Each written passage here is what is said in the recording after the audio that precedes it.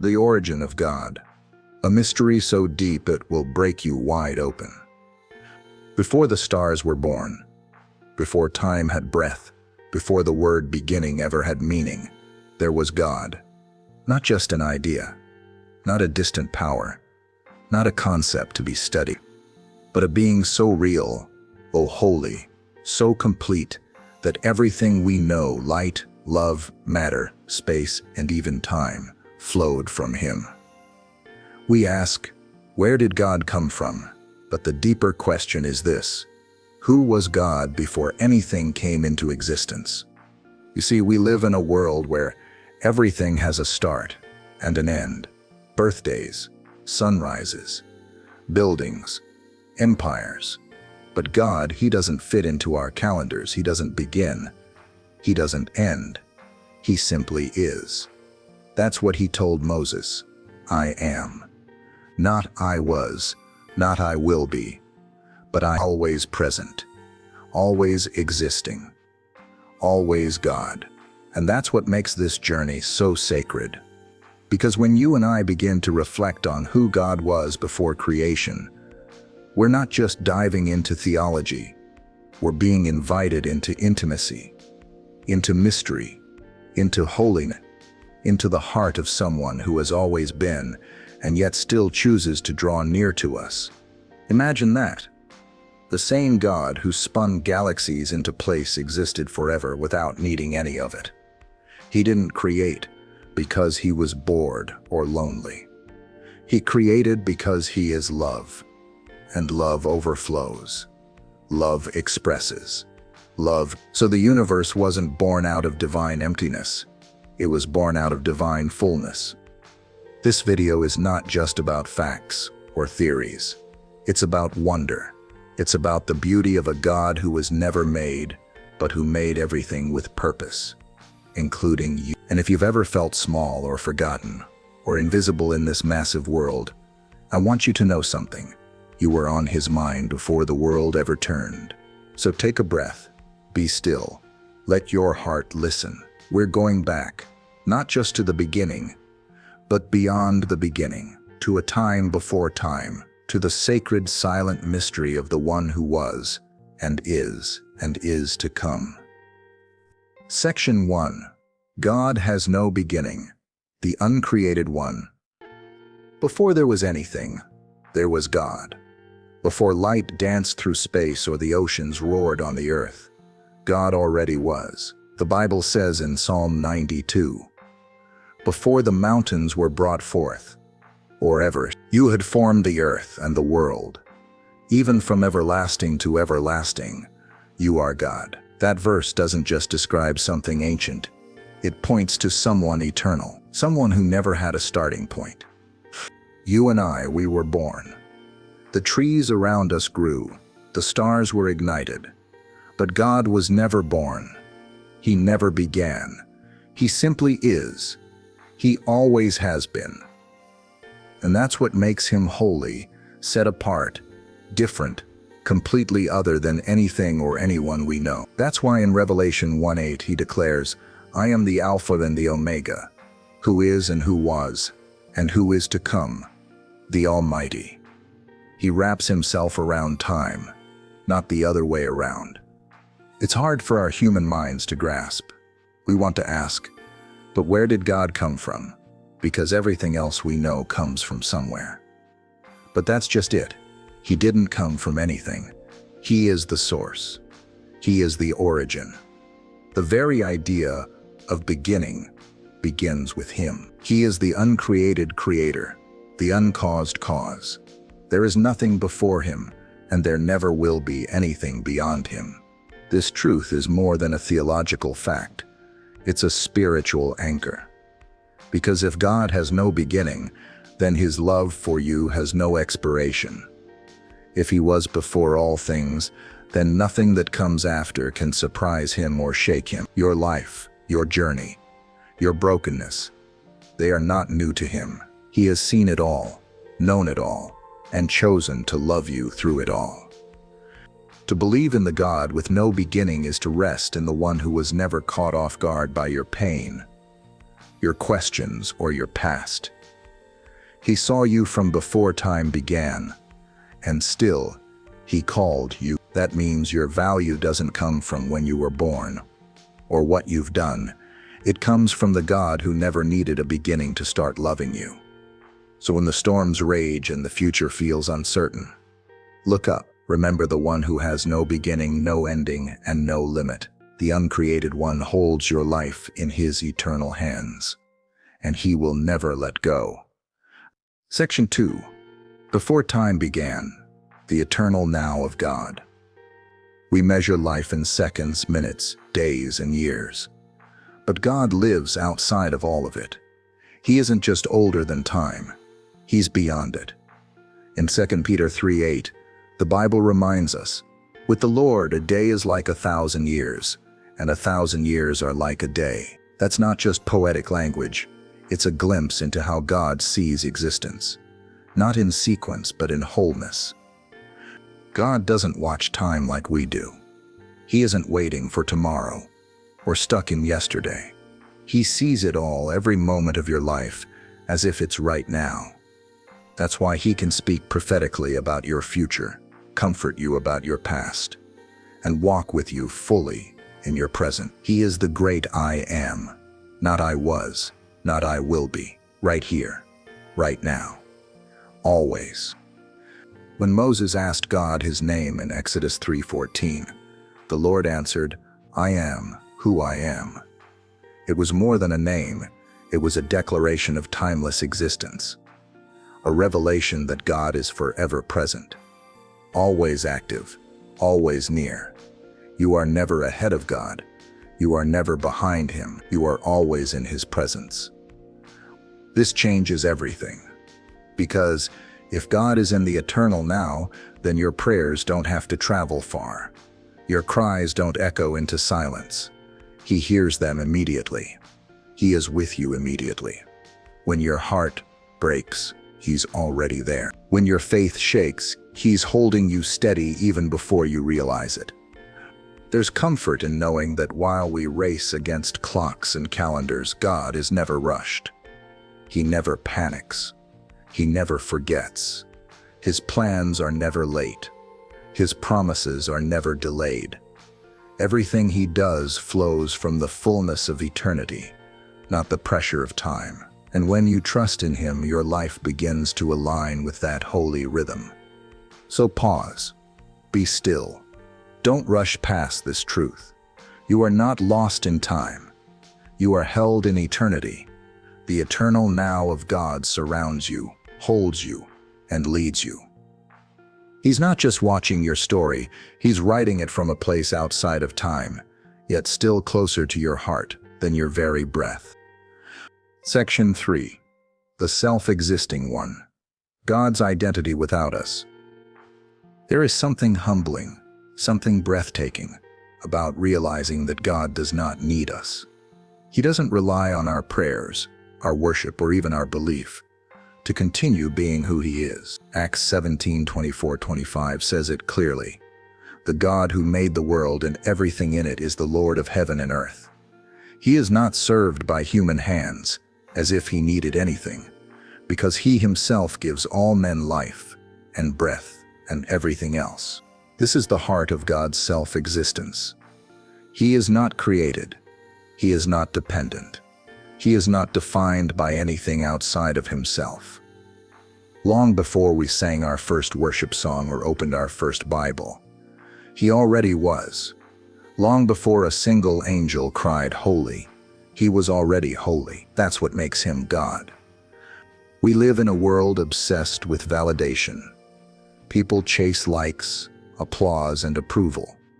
But God has never once needed to be validated. He never had to prove Himself to anyone.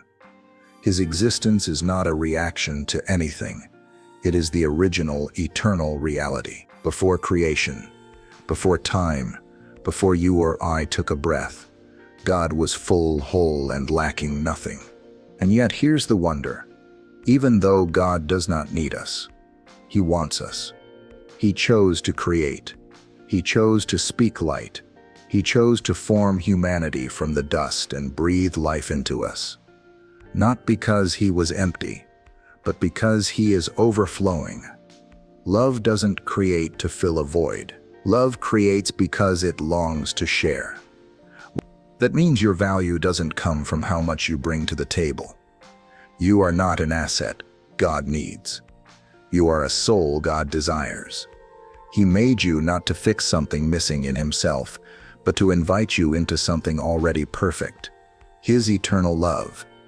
You're not an afterthought. You're a divine intention. When you feel forgotten, when the world makes you feel small or unworthy, remember this: the self-existing God, who needs nothing, looked at eternity and still decided it was worth creating you. He doesn't need you, but he loves you, and that makes your life more sacred than you could ever imagine. Section 4. The glory of God before creation. In John 17:5, Jesus prays to the Father and says, "Glorify me together with yourself, with the glory which I had with you before the world was." Let that sink in. Before Genesis 1:1, before the earth spun into being, before a single atom moved, there was glory. Radiant, eternal, shared between the Father and the Son. We often think of glory as something God gets from creation through our worship, our obedience, or the beauty of the heavens. But God's glory didn't begin with us. It existed before us. It is who he is. His glory is not something he earned. It is something he eternally possessed. This changes the way we view God. He is not gaining in splendor. He is not evolving. He is not climbing some ladder of divinity. He has always been infinitely glorious. The angels didn't teach him majesty.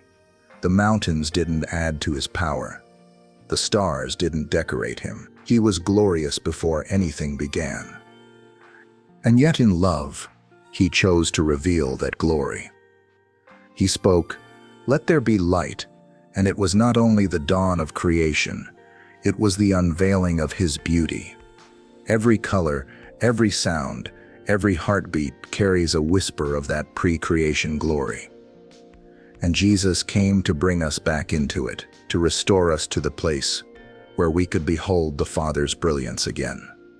That's what makes salvation so much more than forgiveness.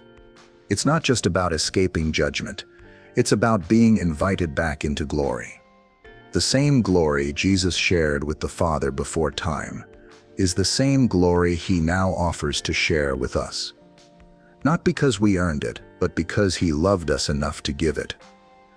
You were made for glory, not the fading kind this world offers, but the eternal kind that existed before creation. And one day, in his presence, you will see it fully. Until then, let your life reflect even a sliver of that light, because the God of glory, eternal, uncreated, and magnificent, has made his home in you. Section 5. The fellowship of the Trinity before the beginning. Before there were angels, before light filled the heavens, before the first heartbeat echoed in a mother's womb, there was relationship. God was not alone in silence or solitude. He existed in perfect fellowship. Father, Son, and Holy Spirit. Three persons, one God, eternally loving, eternally united, eternally whole. When John 4:8 tells us something astonishing, God is love. Not just that he has love, not just that he gives love. He is love in his very essence. But love requires someone to love. So how can God be love before creation? The answer is the Trinity. The Father loved the Son delighted in the Spirit honored the Father. Perfect unity, perfect intimacy. This eternal fellowship was not a lifeless stillness. It was alive with joy. Jesus said in John 17:24, "You loved me before the foundation of the world." Imagine that. Love didn't begin in the Garden of Eden. Love existed long before the first flower bloomed, or the first couple walked the earth. Love was already alive in the heart of God. That means God didn't create us because he was lonely. He didn't form the universe to cure his own emptiness. He was already complete, already full of love, Creation wasn't the beginning of God's fellowship, it was the extension of it. It was God saying, "Come share what I already have. Come experience what I've always known." You were made not to fill a gap in God's heart, but to be welcomed into the eternal embrace of the Trinity. You were made to know the Father's affection, the Son's sacrifice, and the Spirit's presence. You were made to love and to be loved, because you were born from love that has no beginning. So when you feel isolated, when you feel like no one understands or sees you, remember, there is a fellowship older than time, and you were invited into it. The same love that held the Trinity together before the stars existed now reaches for your heart. Section 6. God's eternal purpose. He had a plan before time. Before the world was formed, God already had a plan, a purpose, a vision for all of history, including yours. Ephesians 1:4 says, "He chose us in Him before the foundation of the world." Think about that. Before sin entered the world, before Satan fell, before time began, God saw you and He chose you. Nothing about your life is accidental. You were not a surprise to God. Your story didn't catch Him off guard. Even before He spoke the universe into being, He had already decided to love you, redeem you, and call you His own. His plan wasn't a reaction, it was a revelation. Even the cross wasn't an emergency plan. It wasn't a last-minute rescue mission. Revelation 13:8 refers to Jesus as the Lamb slain from the foundation of the world. That means the cross was in God's heart before the first sin was ever committed. The answer existed before the question. The cure was prepared before the sickness. That's the depth of His love. God's eternal purpose is rooted in redemption. He wanted a people who would love Him freely, a family adopted by grace, a bride purified by the blood of His Son. And He prepared all of this before the first sunrise, before the mountains were laid, before the stars were named. This gives your life unshakable meaning. You're not drifting through random years. You're walking through a story written by an eternal hand. The same God who measured the oceans and named the stars also numbered your days with care and purpose. Even your pain is not wasted. Even your detours are known. So lift your head. The God who formed eternity had you in mind before time began. He had a purpose for you that no enemy can erase, no mistake can destroy, and no darkness can overcome. His purpose isn't just written in the past. It's alive in you today. Section 7. Who God was and still is before and after all things. God is not a passing moment or a forgotten relic from ancient times. He is the one who was before all things, and He is the one who remains after all things are gone. Revelation 22:13 says, "I am the Alpha and the Omega, the first and the last, the beginning and the end." He is not just the starting point, He is the final word. Everything we know is temporary. Nations rise and fall. Stars burn out. Bodies weaken. History shifts. But God does not change. He is eternal, unshaken. The same God who walked with Adam in the garden is the same God who reigns in heaven today. And He is the same God who will still be God when this world has passed away. Malachi 3:6 says, "I, the Lord, do not change." In a world full of shifting morals, unstable relationships, and fragile systems, this truth is our anchor. God's character doesn't waver. His promises don't expire. His mercy isn't seasonal. He was holy before creation, and He will be holy forevermore. This is why our faith is not built on trends or emotions. It's built on someone who stands outside of time, someone who doesn't age, doesn't falter, and doesn't forget. He was not formed by the world, and He will not fade with it. He is the same yesterday, today, and forever. And that eternal nature of God brings hope, because if He is still the same God from before creation, then he is still the same God who hears you, sees you, and holds you. The God who loved you before time began will not abandon you when your strength runs out. He remains. He endures. He endures. So when everything else feels unstable, hold fast to the one who existed before the beginning and will stand after the end. The world may change, but God never will. And that is more than theology. It is a lifeline for your soul. Conclusion. The timeless God who still calls your name. You've just walked through eternity. From the silence before creation to the glory beyond time. And through it all, one truth echoes louder than any theory or timeline. God was, God is, and God always will be. He is not just ancient. He is alive. He is not just eternal. He is personal, and he's calling your name. You were not created to understand God like a puzzle. You were created to know him like a father, a redeemer, a friend.